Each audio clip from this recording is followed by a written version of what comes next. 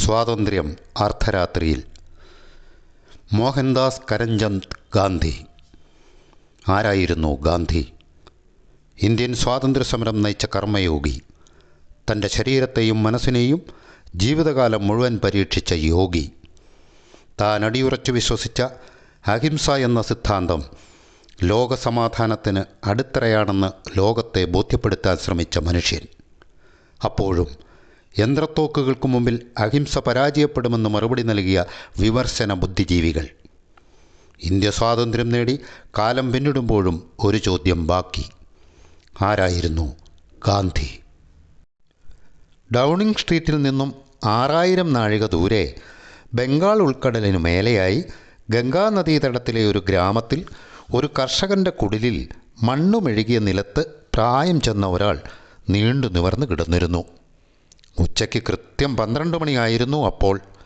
ആ സമയത്ത് എന്നും ചെയ്യാറുള്ളതുപോലെ അന്നും തൻ്റെ സഹായി നീട്ടിപ്പിടിച്ച നനഞ്ഞ തുണിസഞ്ചിക്കായി അദ്ദേഹം കൈനീട്ടി. ആ സഞ്ചിയുടെ സുഷിരമാർന്ന മടക്കുകളിൽ നിന്ന് കറുത്ത ചെളി പുറത്തു വന്നുകൊണ്ടിരുന്നു.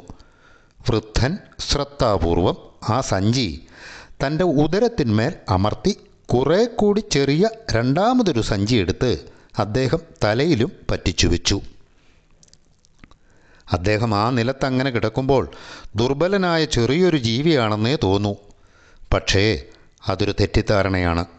കളിമണ്ണ് പൂശിയതിനടിയിൽ നിന്ന് പുഞ്ചിരി പൊഴിക്കുന്ന ആ 78കാരൻ ജീവിച്ചിരുപ്പുള്ള മറ്റാരേക്കാളും ബ്രിട്ടീഷ് സാമ്രാജ്യ തടത്തിൻ്റെ അടിത്തറ ഇളക്കുന്നതിന് വേണ്ടി പ്രവർത്തിച്ച വ്യക്തിയത്രേ.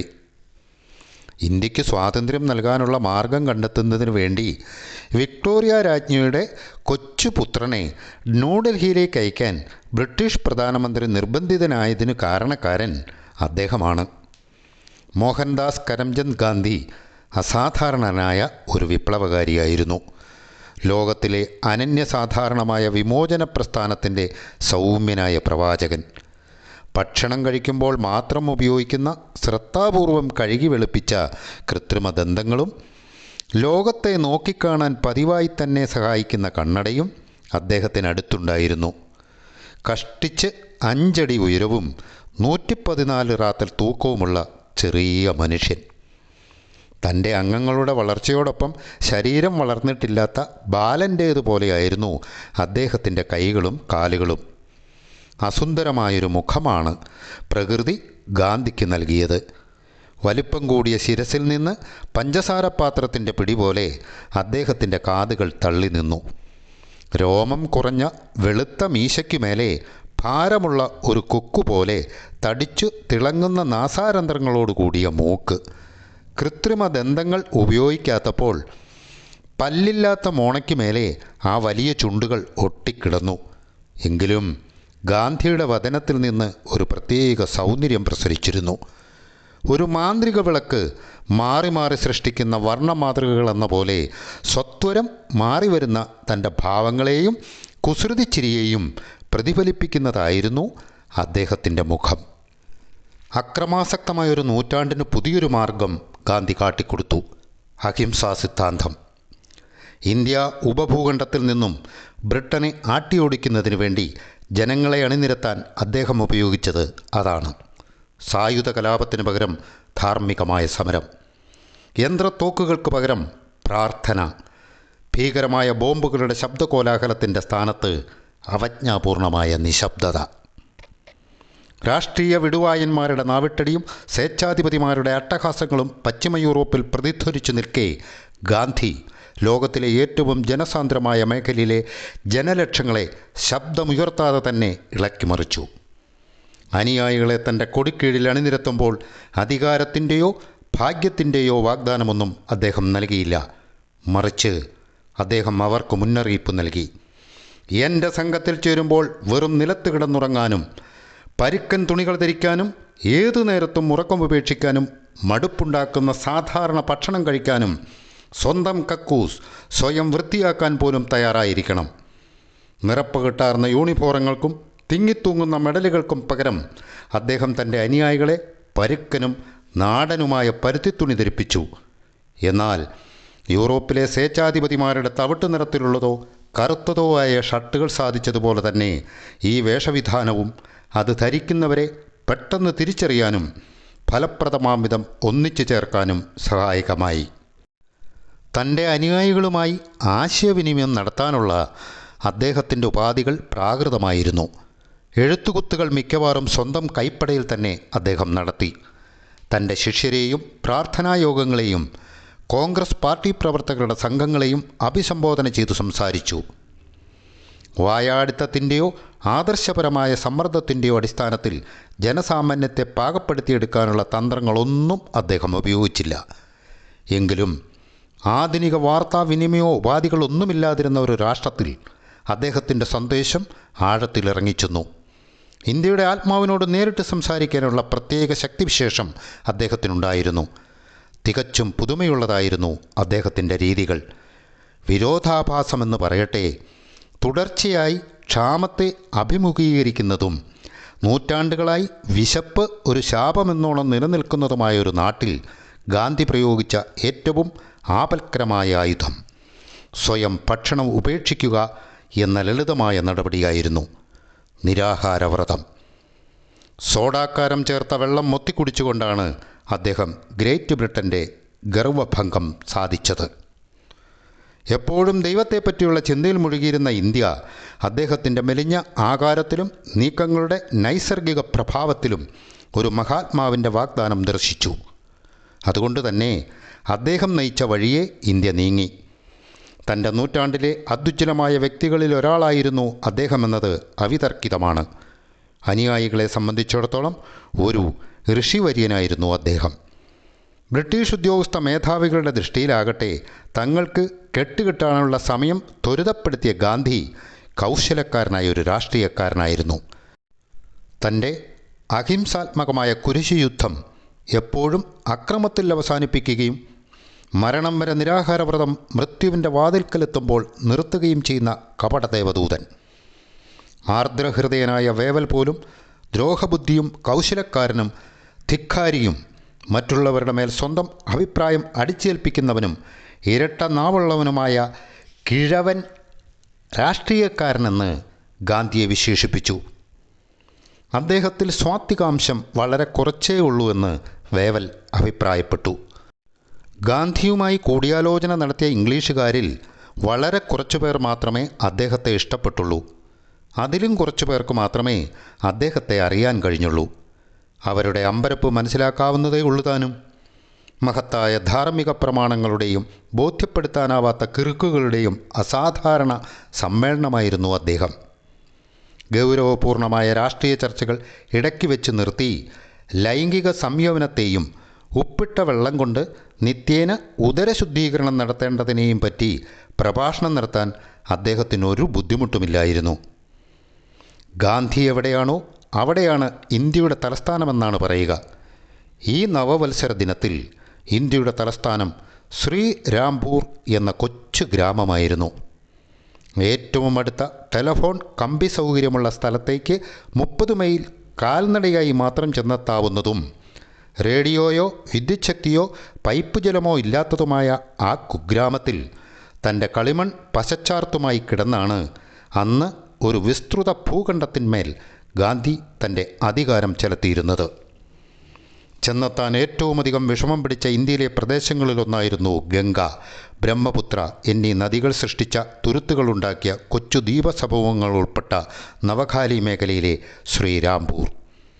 കഷ്ടിച്ച് 40 ചതുരശ്ര മൈൽ വിസ്തീർണമുള്ള ആ പ്രദേശത്ത് 25 ലക്ഷം ജനങ്ങൾ തിങ്ങിപ്പാർത്തു. അവരിൽ 80% മുസ്ലിങ്ങളായിരുന്നു. കായലുകളും കൊച്ചു കടലിടുക്കുകളും നദികളും മൂലം വേറിട്ട് കിടക്കുന്ന ഗ്രാമങ്ങളിൽ അവർ ഞെരുങ്ങി ജീവിച്ചു. തുഴവള്ളങ്ങളിലും കടത്തുവഞ്ചികളിലും സഞ്ചരിച്ചും കുത്തിയൊലിക്കുന്ന ജലപ്പരപ്പിനു മേലെ അപകടകരമാം വിധം ആടി നിൽക്കുന്ന കയറുകൊണ്ടോ മുള കൊണ്ടോ തീർത്ത പാലങ്ങളിൽ കയറി മറിഞ്ഞും വേണ്ടിയിരുന്നു അവിടെ എത്താൻ. 1947 ശ്രീരാംപൂരിലെ നവവത്സര ദിനം ഗാന്ധിയെ സംബന്ധിച്ചിടത്തോളം തികഞ്ഞ സംതൃപ്തിക്ക് വക നൽകേണ്ടതായിരുന്നു. തൻ്റെ ജീവിതത്തിൻ്റെ ഭൂരിഭാഗവും യാതൊന്നിനു വേണ്ടി പോരാടിയോ ആ ലക്ഷ്യം ഇന്ത്യയുടെ സ്വാതന്ത്ര്യം നേടുന്നതിൻ്റെ പടിവാതിൽക്കൽ എത്തിക്കഴിഞ്ഞിരുന്നു അദ്ദേഹം. പക്ഷേ തൻ്റെ സമരത്തിൻ്റെ ഉജ്ജ്വലമായ പാരമ്യത്തെ സമീപിക്കും തോറും നൈരാശ്യജന്യമായ ദുഃഖം ഗാന്ധിയെ പിടികൂടി. അദ്ദേഹം താവളമുറപ്പിച്ച ചെറുഗ്രാമത്തിൽ എവിടെ നോക്കിയാലും ആ ദുഃഖത്തിൻ്റെ കാരണങ്ങൾ പ്രകടമായിരുന്നു. ക്ലെമൻ്റ് ആറ്റ്ലിയുടെ മേശപ്പുറത്ത് നിത്യേന ഇന്ത്യയിൽ നിന്നും എത്തിയിരുന്ന റിപ്പോർട്ടുകളിൽ തുടർച്ചയായി പ്രത്യക്ഷപ്പെട്ടു പോന്ന ഉച്ചരിക്കാൻ വിഷമമുള്ള പേരായിരുന്നു ശ്രീരാംപൂർ. കൽക്കട്ടയിൽ സ്വമതക്കാരെ ഹിന്ദുക്കൾ കൊന്നൊടുക്കുന്നുവെന്ന റിപ്പോർട്ടുകൾ വഴി മതഭ്രാന്തരായ നേതാക്കൾ ആളിക്കത്തിച്ച രോഷത്തോടെ ശ്രീരാംപൂരിലെ മുസ്ലിങ്ങൾ നവഖാലിയിൽ അങ്ങോളമിങ്ങോളമുള്ള മറ്റു മുസ്ലിങ്ങൾ പ്രവർത്തിച്ച മാതിരി തന്നെ തങ്ങളോടൊപ്പം ഗ്രാമത്തിൽ ജീവിച്ചിരുന്ന ഹിന്ദു ന്യൂനപക്ഷത്തെ പെട്ടെന്ന് ആക്രമിച്ചു. അവർ കൊല നടത്തി, ബലാത്സംഗം ചെയ്തു, കൊള്ളയടിച്ചു, തീവച്ചു.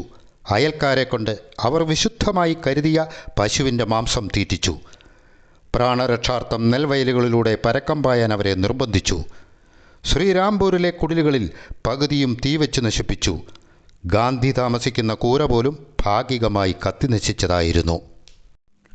നവഖാലിയിൽ നിന്നുയർന്നു പൊങ്ങിയത് ഒറ്റപ്പെട്ട തീപ്പൊരികളാണ്. പക്ഷേ അത് കൊളുത്തിവിട്ട വികാരങ്ങൾ എളുപ്പത്തിൽ ഉപഭൂഖണ്ഡത്തിലാകെ ആളിപ്പടർന്ന് കാട്ടുതീയായി മാറുമെന്ന് തീർച്ചയായിരുന്നു. അതിനു മുമ്പ് കൽക്കട്ടയിലും തുടർന്ന് വടക്കു പടിഞ്ഞാറ് ബീഹാറിലും നടന്ന ഭീകര സംഭവങ്ങളാണ് ന്യൂഡൽഹിയിലേക്ക് അടിയന്തരമായും വൈസ്രോയിയെ താൻ അയക്കാൻ ഉദ്ദേശിക്കുന്ന മനുഷ്യനുമായുള്ള സംഭാഷണത്തിൽ ആറ്റ്ലി പ്രകടമാക്കിയ ഉത്കണ്ഠയ്ക്ക് കാരണം. ശ്രീരാംപൂരിൽ ഗാന്ധിയുടെ സാന്നിധ്യത്തിനുള്ള വിശദീകരണവും അതുതന്നെയായിരുന്നു. വിജയമുഹൂർത്തം അടുത്തെത്തിയ വേളയിൽ സാമുദായിക കലികയറിയ തൻ്റെ നാട്ടുകാർ അന്യോന്യം ആക്രമിച്ചു തുടങ്ങിയത് ഗാന്ധിയുടെ ഹൃദയം തകർത്തു. സ്വാതന്ത്ര്യത്തിലേക്കുള്ള പാതയിൽ അവർ അദ്ദേഹത്തെ പിന്തുടർന്നു. പക്ഷേ അവരെ അവിടെ എത്തിക്കാൻ അദ്ദേഹം ആവിഷ്കരിച്ച അഹിംസ എന്ന മഹാസിദ്ധാന്തം അവർക്ക് ഉൾക്കൊള്ളാൻ കഴിഞ്ഞില്ല. ഗാന്ധിക്ക് തൻ്റെ അഹിംസാ പ്രമാണത്തിലുള്ള വിശ്വാസം അടിയുറച്ചതായിരുന്നു. അടുത്ത കാലത്ത് നടന്ന കൂട്ടക്കൊലയും ലോകത്തെ അഭിമുഖീകരിക്കുന്ന അണ്വായുധം മൂലമുള്ള നാശത്തിൻ്റെ ഭീഷണിയും മനുഷ്യരാശിക്ക് അഹിംസ വഴിക്കല്ലാതെ രക്ഷയില്ലെന്നതിൻ്റെ തെളിവായി ഗാന്ധി കരുതി. മനുഷ്യൻ്റെ വികല്പത്തിൽ നിന്നും രക്ഷപ്പെടാൻ വേണ്ടി ഏഷ്യയ്ക്കും ലോകത്തിനും ഈ മുക്തിമാർഗം കാട്ടിക്കൊടുക്കാൻ പുതിയ ഇന്ത്യക്ക് കഴിയണമെന്നായിരുന്നു അദ്ദേഹത്തിൻ്റെ ഉത്കടമായ അഭിലാഷം.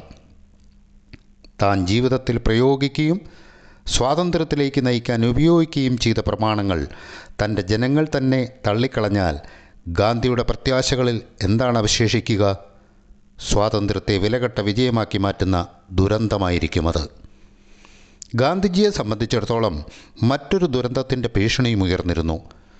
ഇന്ത്യയെ മതത്തിൻ്റെ അടിസ്ഥാനത്തിൽ കീറിമുറിക്കുക എന്ന് വെച്ചാൽ ഗാന്ധി നിലകൊള്ളുന്ന ആദർശങ്ങളിൽ നിന്നെല്ലാം വഴുതിമാറുക എന്നായിരിക്കും അർത്ഥം.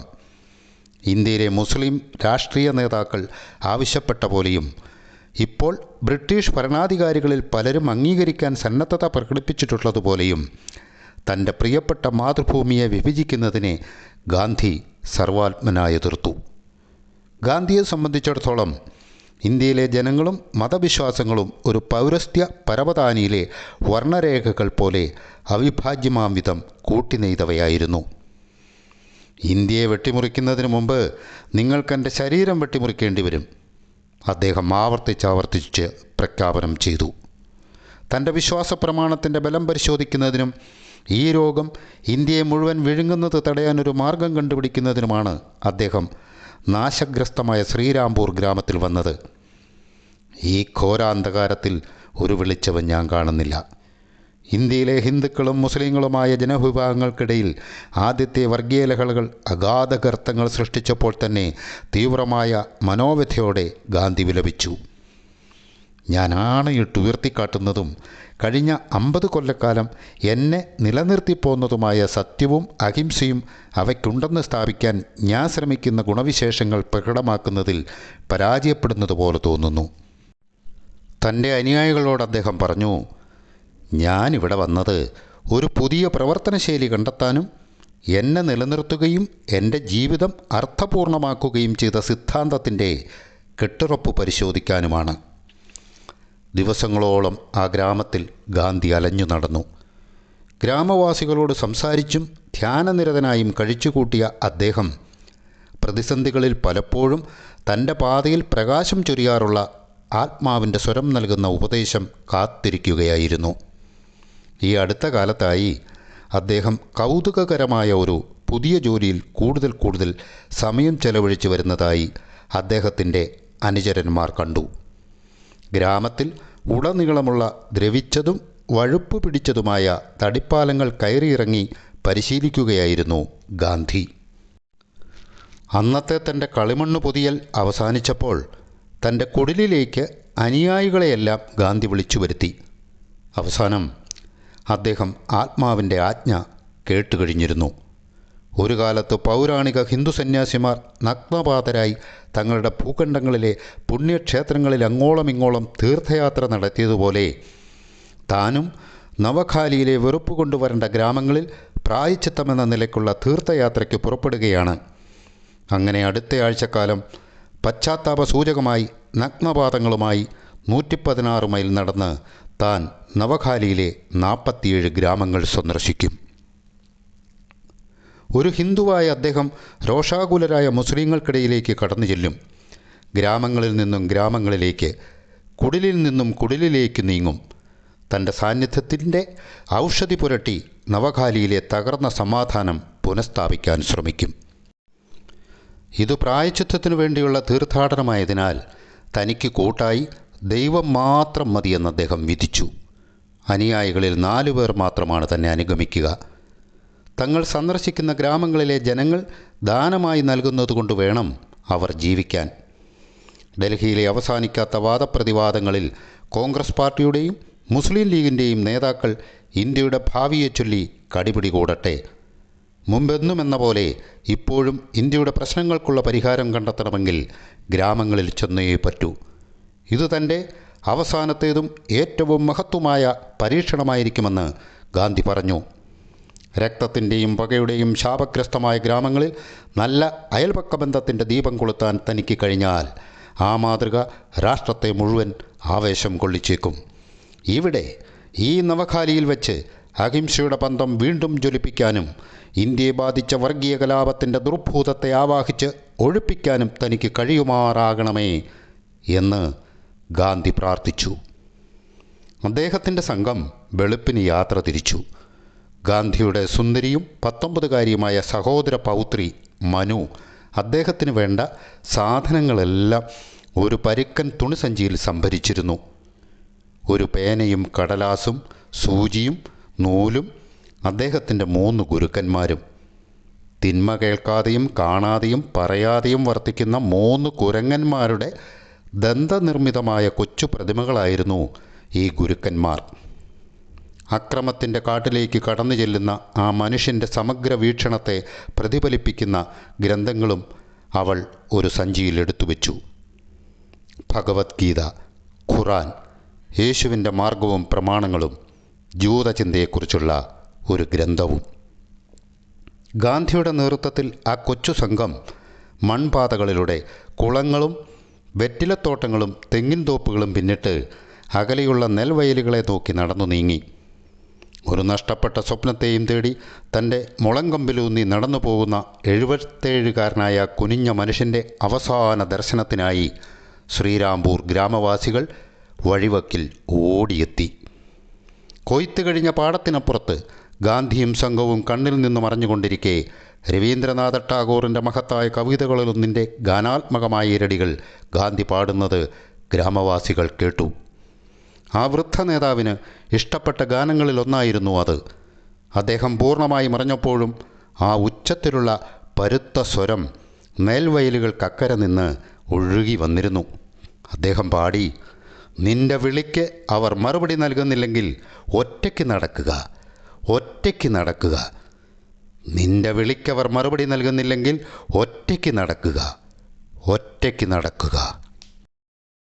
ഇന്ത്യൻ സ്വാതന്ത്ര്യ സമര ചരിത്രവും അതിൻ്റെ സത്യസന്ധമായ അറിവുകളും ലഭിക്കുവാൻ ഈ പരമ്പര മുടങ്ങാതെ കേൾക്കുക.